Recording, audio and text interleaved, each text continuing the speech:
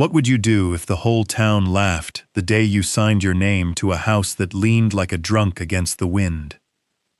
What would you do if every coin you had left in the world went to a crooked ruin above a cliff, a place folks swore was cursed, worthless, better burned than owned?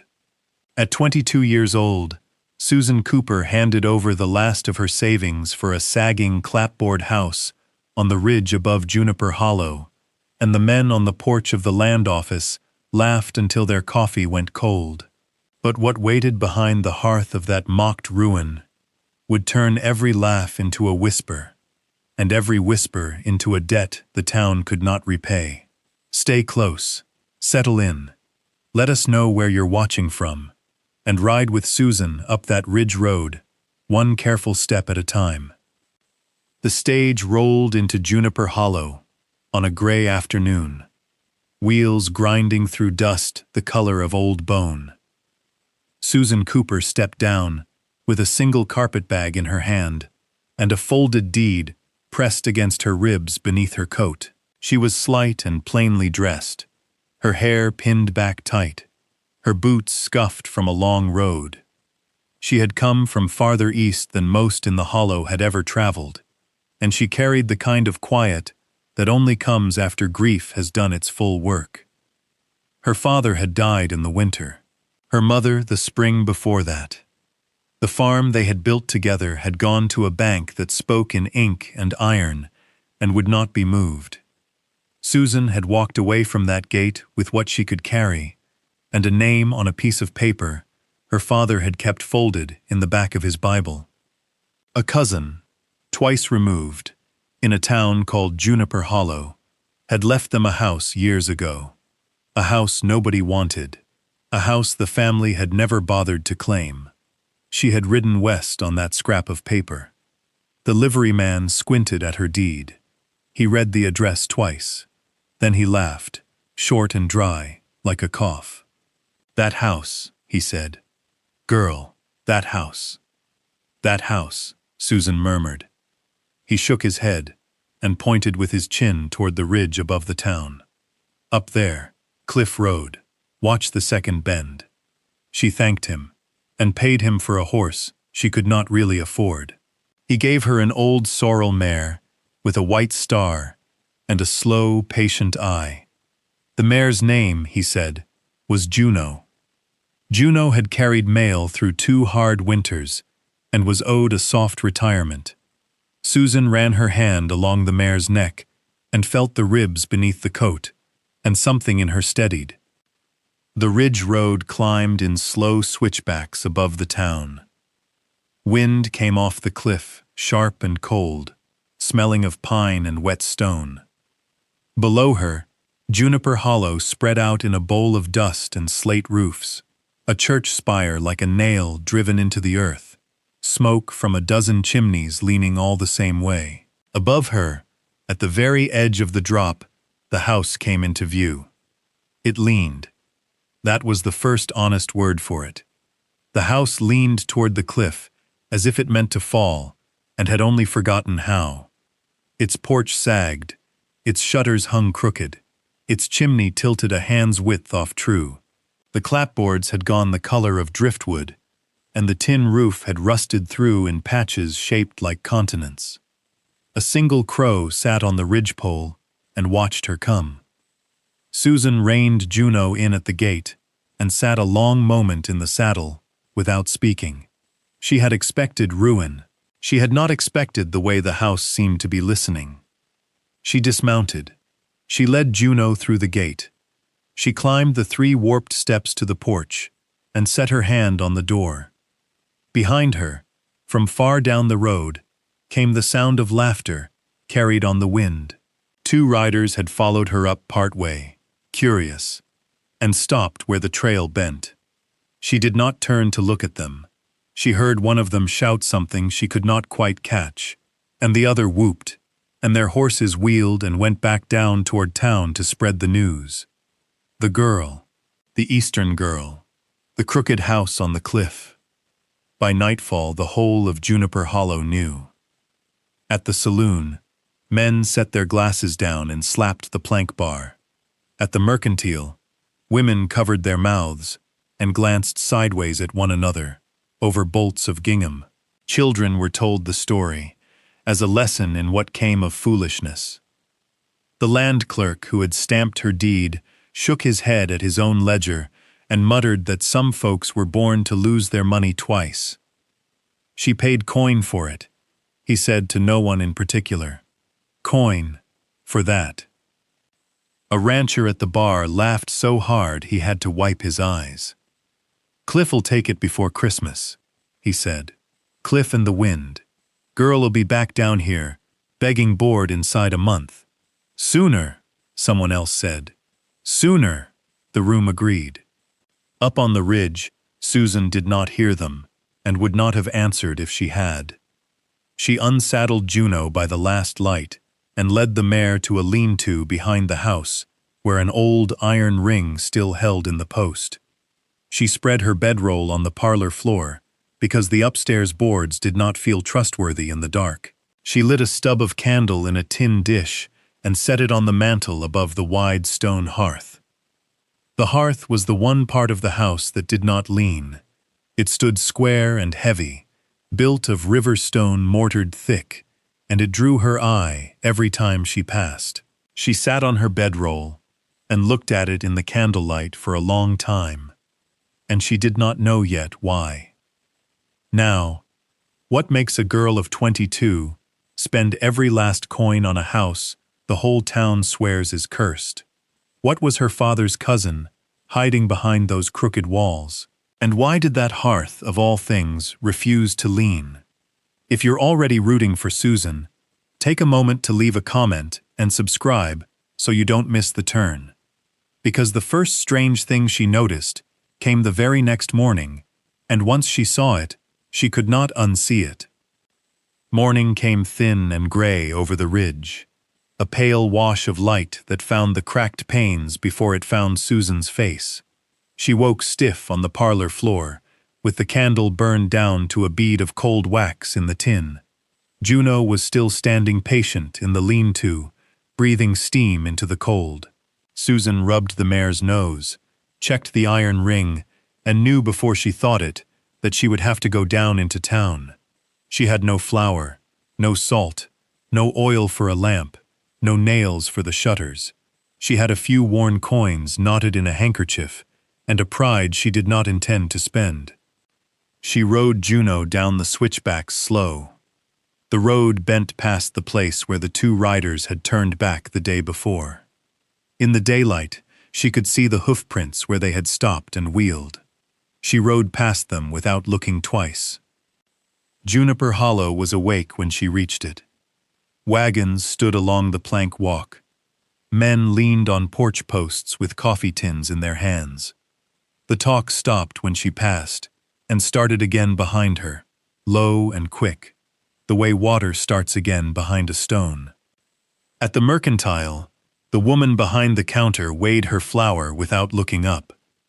A pair of girls in gingham stared over a bolt of calico and giggled into their palms until their mother hushed them. Susan set her coins on the wood and waited.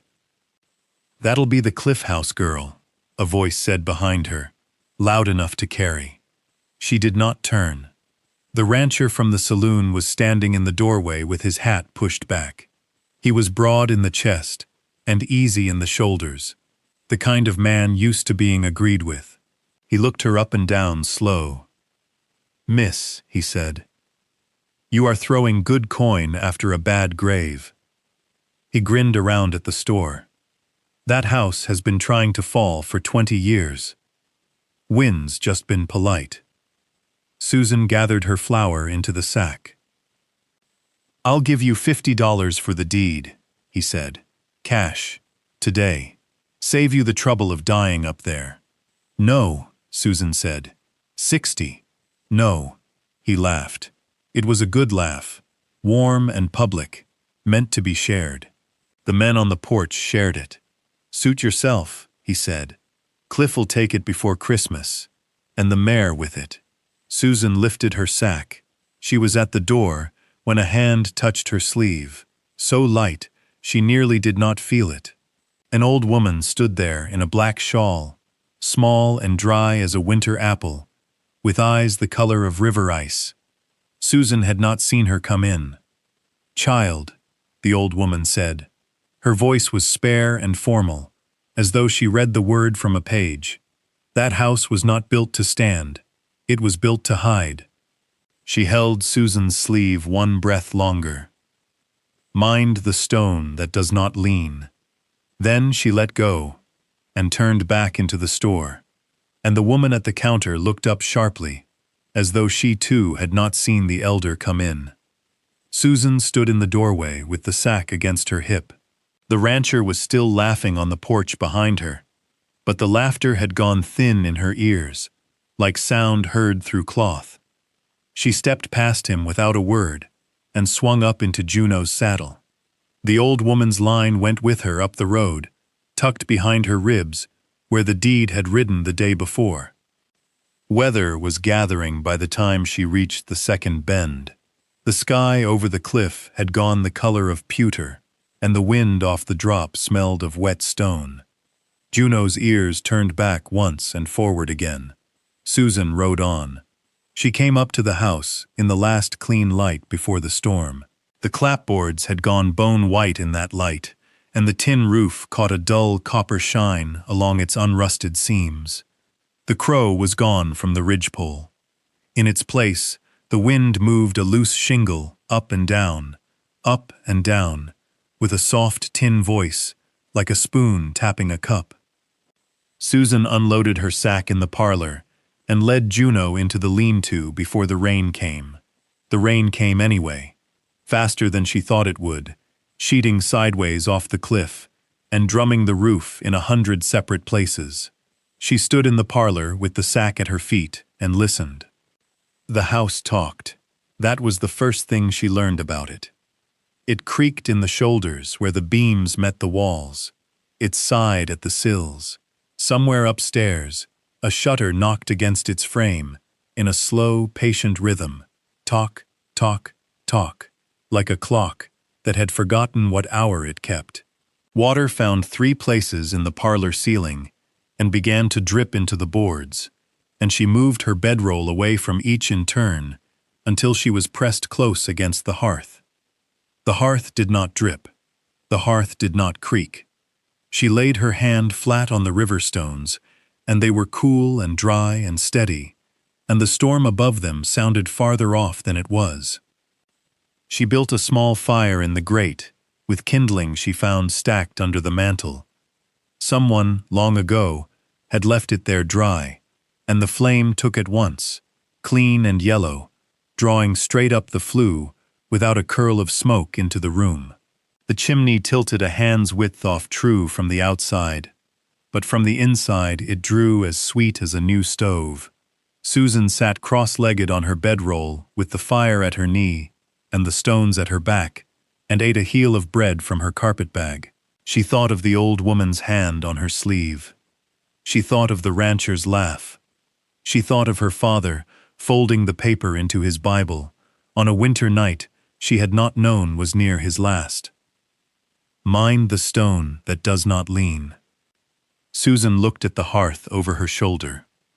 The firelight moved on it the way water moves on a stone in a shallow creek, and for a long time she watched it move, and did not sleep. Some time past the hour when the rain thinned to a steady tapping, Susan noticed it. The fire had burned down to a low red bed, and the parlor was dim, except at the mouth of the hearth. She had shifted to lay another split of pine on the grate, when her elbow brushed the inside face of the left jamb, and knocked loose a small flake of soot. The flake fell away, and took a curl of old whitewash with it. And beneath the whitewash, the stone showed a shape that was not the shape of stone. Susan leaned closer. She held the candle stub near the jamb, and the light climbed into the recess, where the mortar met the first great river rock. What she saw was a mark cut into that rock. A small, deliberate mark, worn shallow by time, but still readable in the yellow light. 2 lines crossing at a slight angle, and beneath them, a single letter, half a letter, or the beginning of a name someone had started and abandoned. The cut was old. The mortar around it was newer than the stone above it. Someone had chiseled the mark, and then, later, someone had troweled fresh mortar close to it, as if to cover the edges without quite covering the mark itself. Susan sat back on her heels. She did not touch it again. She looked at the hearth as a whole for a long moment, the way a person looks at a face that has just said something strange. Then she noticed the second thing. The hearthstone at her feet, the flat slab that made the floor of the fireplace opening, did not sit flush with the parlor boards. There was a hair's width of gap along one edge, running the full length of the slab, and along that gap the boards were darker, as if something had been drawn across them many times, back and forth, wearing the grain. She set her fingers into the gap and felt cold air rise against them. Not the cold of a leaking sill, a different cold, a deeper one, that smelled faintly of wet earth and old iron. Susan drew her hand back. She stood, stepped away from the hearth, and looked at it from the far side of the parlor. The house leaned, the chimney leaned, but the hearth stood square, and the floorboards around it had been worn by feet that had passed over that seam more times than any household of ordinary living could account for. She did not lift the slab. She did not pry at the mortar. She banked the fire with ash, set the candle in its tin on the mantel, and lay down on her bedroll with her back to the stones. She listened to the rain, and to the slow talk of the upstairs shutter, and to Juno shifting once in the lean-to beyond the wall. "Mind the stone that does not lean," the old woman had said. Susan closed her eyes. She would need daylight and tools and time. She would need to earn what was under her before she reached for it.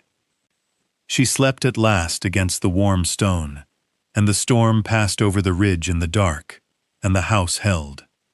Morning came clear and washed. Susan woke with her cheek against the hearthstone, and a bar of pale sun laid across the parlor boards from a broken shutter. She rose slowly, went out to the lean-to, and found Juno standing dry in her corner, with straw stuck to her fetlock. Susan pressed her forehead against the mare's neck for a moment. Then she began. She began with the roof, because a house that could not keep water out could not keep anything in. She climbed the ladder she found rotting behind the lean-to, tested each rung with her weight, and hauled herself onto the tin. She patched the worst holes with strips of flattened can lid, nailed through tar she cooked in a tin over a small outside fire, and she worked slowly, one square at a time, learning the pitch under her boots. From the roof she could see the whole of Juniper Hollow below, small as a set of children's blocks in the valley, and the cliff dropping away beyond the porch, to a river she could hear but not see. She came down at noon and drew water from the well behind the house, which she had not tried until then. The rope was old, but the bucket was sound, and the water came up cold and clear and tasted of stone. Juno drank from a trough. Susan filled and refilled. Susan drank standing and washed her face and went back inside. She turned to the shutters next. She straightened hinges, drove new nails where the wood would still hold them, and pared away rot with a knife until she reached wood that answered the blade cleanly. Behind the parlor shutter, she found a name scratched into the sill in a child's hand, a first name only, faint, half-scored, and she paused and traced it with her thumb and did not know it. She left it as it was. By the third day her hands were split at the knuckles, and her shoulders ached in a way she had almost forgotten from the farm. She worked from first light to last. She cleared bramble from the front step. She reset the porch boards that could still be reset, and pulled up the ones that could not. Under one of those she found a coin, not silver, not copper, some pressed foreign thing with a ship on one face and writing she could not read on the other, and she wiped it on her skirt and set it on the mantel beside the tin dish. The clues came like that, not in a rush, in the small returns that manual labor gives to hands that pay attention. A brass button under the pantry floor, a length of oiled rope, too new for the house, coiled behind a barrel in the cellar hatch, a rung of the lean-to ladder that had been replaced with wood too fine for a lean-to, planed smooth, its end notched as if it had once belonged to a stair. Susan gathered these things without ceremony and set them along the mantel in a quiet row. Juno was with her through all of it. When Susan mended the fence at the paddock edge, Juno stood at her shoulder and blew warm breath onto her sleeve. When Susan sat on the step at dusk to eat, Juno cropped grass 6 paces off and did not wander. Twice on the 2nd and 4th days, the mare stopped grazing and turned her head sharply toward the house, ears forward, nostrils working. Susan watched her each time. Each time Juno relaxed after a moment and lowered her head again. Each time, Susan marked the direction the ears had pointed. Both times it had been the hearth wall. On the 6th evening, Susan sat on the porch with a tin cup of well water and looked at the row of small things on her mantel through the open door.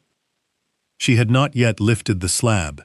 She had not yet touched the mark on the jam again, but her hands, she thought, had already begun to understand what her mind was still circling.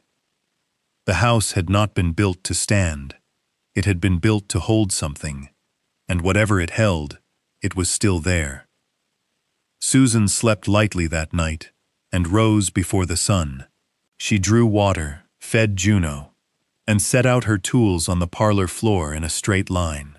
A claw hammer with a hickory handle, a flat pry bar the liveryman had thrown into her saddlebag without a word, 2 mornings past, a cold chisel, a mason's trowel found rusted in the cellar, and the good knife her father had carried.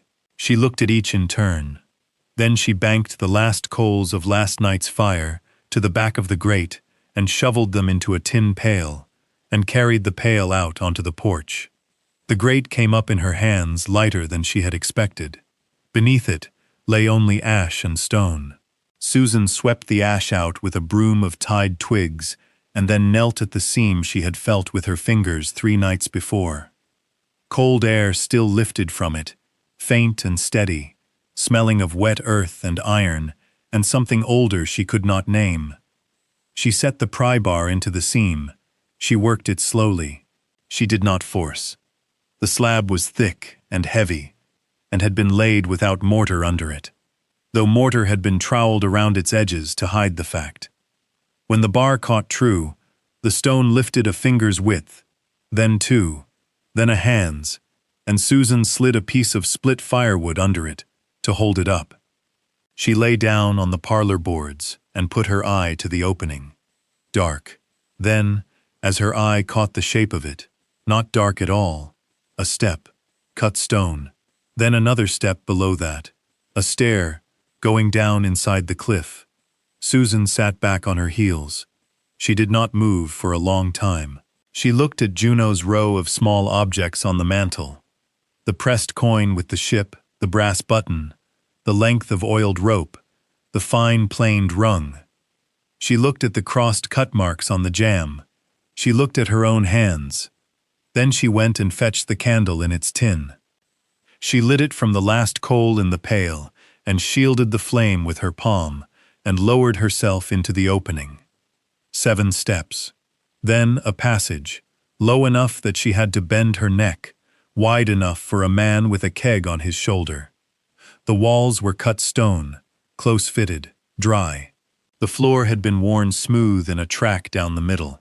The passage ran back under the parlor, then under the lean-to, then bent to the right and sloped down through the ridge itself, toward the cliff face and the river below.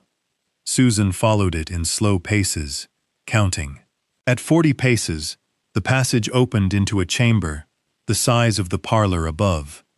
The candle showed her the shapes, piece by piece, as she turned. Kegs, 20 of them, or more, stacked 2 high, along the far wall, their staves stamped with a mark she did not know.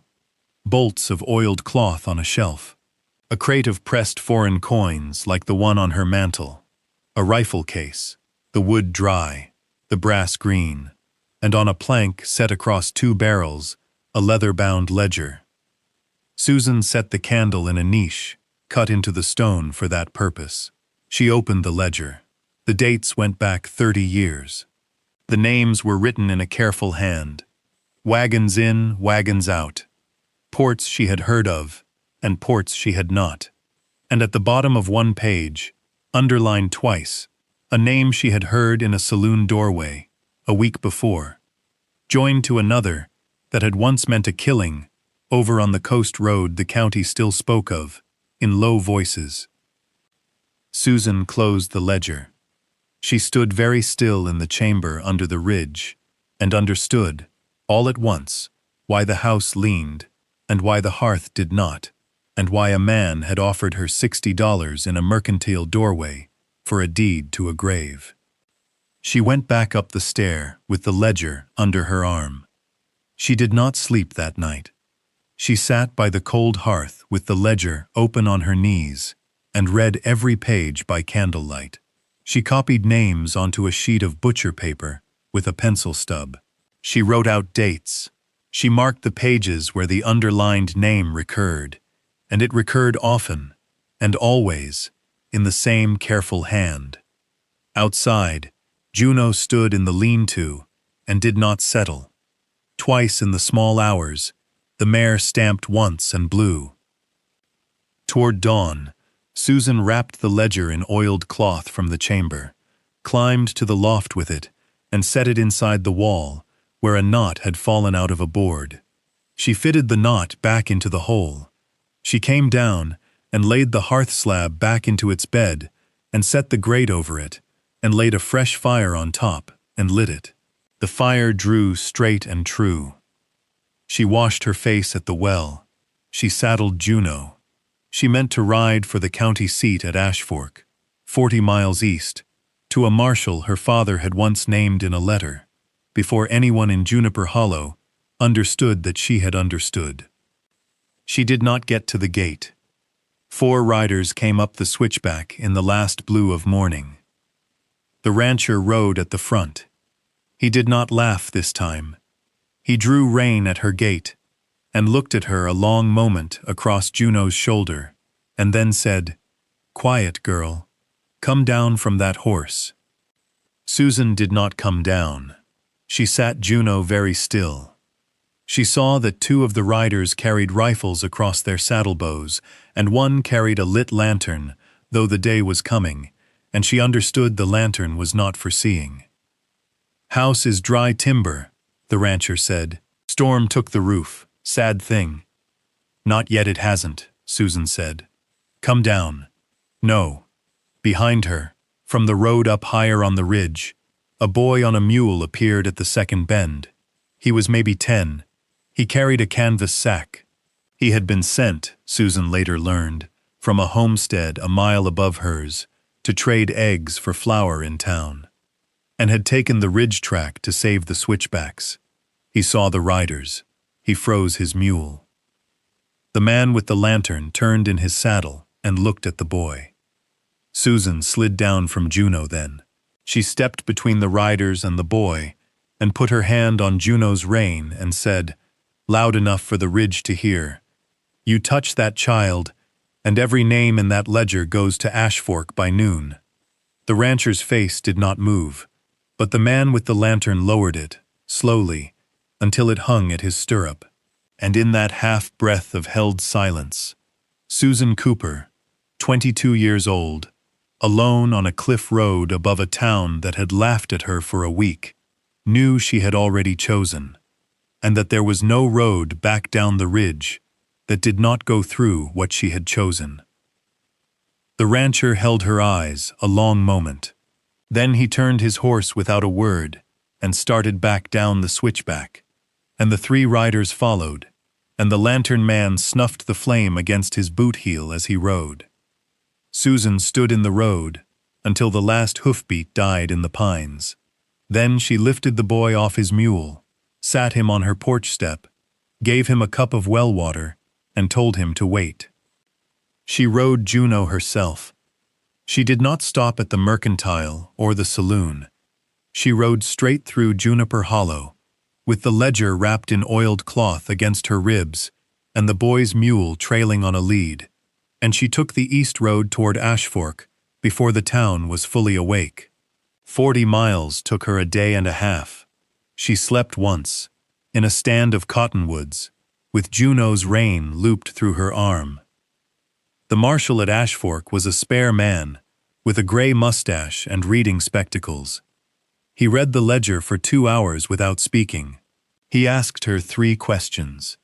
He asked where the chamber was, who had offered her money for the deed, and whether she had told anyone else. He wrote a telegram, sent 2 deputies west that same afternoon, and asked Susan to stay in the county seat as a witness. She stayed 4 days. A clerk in the land office at Ashfork, a woman with ink on her cuffs and steady hands, went through the county rolls at the marshal's request and came back to Susan with a plain folder. She set it on the desk between them and spoke softly. "Your cousin filed the deed to that house in the spring of the year he died," she said. "He filed a second paper with it, a sworn statement. He named the men. He asked that if anything happened to him, the deed passed to the nearest kin who would come and live in the house." She looked at Susan over her spectacles. He knew. He wrote it out and left it for whoever came. Susan sat very still. The clerk closed the folder gently. "He was waiting for you," she said, "or for whoever you turned out to be." Susan rode back to Juniper Hollow on the 5th morning, with 2 deputies behind her, and the marshal's writ folded inside her coat. Word had already come down the road ahead of them. When they entered the town, men were standing on the plank walk, in the same places they had stood the day she arrived, but no one laughed. The mercantile woman was on her step, with her hands in her apron. The land clerk stood in his doorway, with his hat in both hands. The 2 girls in gingham watched from behind their mother's skirt, and their mother did not hush them because they were not laughing. The rancher was arrested at his own gate without struggle. 3 others were taken at their homesteads that same day. The lantern man was taken at the livery. The livery man, who had given Susan Juno for a soft retirement, stood in his doorway as they led the lantern man past, and he did not look away, and he did not look pleased. He looked like a man who had known for years and had waited for someone else to be the one who spoke. The rancher, as they walked him past Susan on the road, stopped once and looked at her. He did not sneer. He said, quiet enough that only she heard, "Should have taken the 60. Susan did not answer. That evening the old woman in the black shawl came up the ridge road on foot, slowly, with a covered basket. She did not knock. She set the basket on the porch step, looked at Susan a long moment with her river ice eyes, and said, "Told you." Then she turned and walked back down the road in the dusk, and Susan watched her until the bend took her from sight. By the end of that week, 3 families from farther up the ridge had come down to help Susan mend the roof properly, and a carpenter from Ashfork had ridden out on his own coin to look at the sag in the porch, and had stayed 2 days without asking pay. The chimney still tilted a hand's width off true. Susan left it that way. Autumn came slow and gold to the ridge above Juniper Hollow. The aspens down along the river turned first, and then the cottonwoods, and then the low brush along Cliff Road went the color of copper and rust. Susan finished the shutters in the last warm week. She hung a rope swing for the boy, from the homestead above hers, on the low branch of the pine by the gate, and the boy came down some afternoons, and sat on it, and told her about his goats. Juno grazed the paddock she had built with the carpenter's help, and her white star caught the sun.